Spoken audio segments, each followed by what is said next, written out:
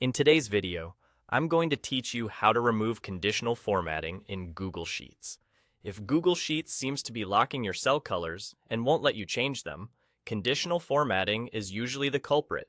Conditional formatting applies colors based on rules behind the scenes.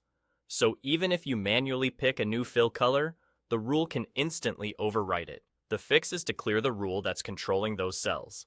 Here's the cleanest way to remove a specific rule. With your spreadsheet open, go to the top menu and click Format, then choose Conditional Formatting. A sidebar will open on the right. This panel lists every conditional formatting rule currently running in your sheet, including the ranges they apply to and the logic they use. Take a moment to scan through the list and find the rule that's causing the unwanted color.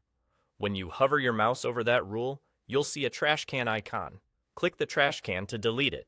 If you make a mistake, you can always use undo to bring it back. Deleting a rule won't remove your data.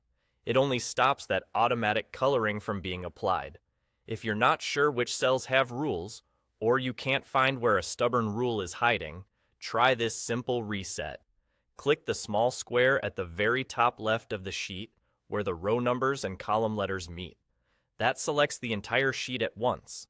With everything selected, go back to Format, then Conditional Formatting.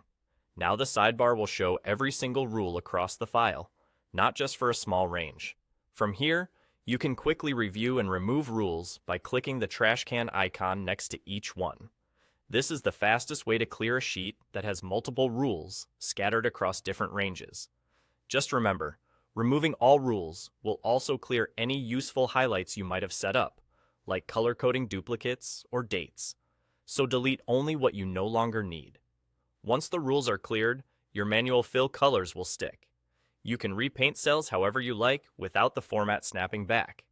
If you want to rebuild your formatting later, you can always open the same conditional formatting panel and create new rules on your terms.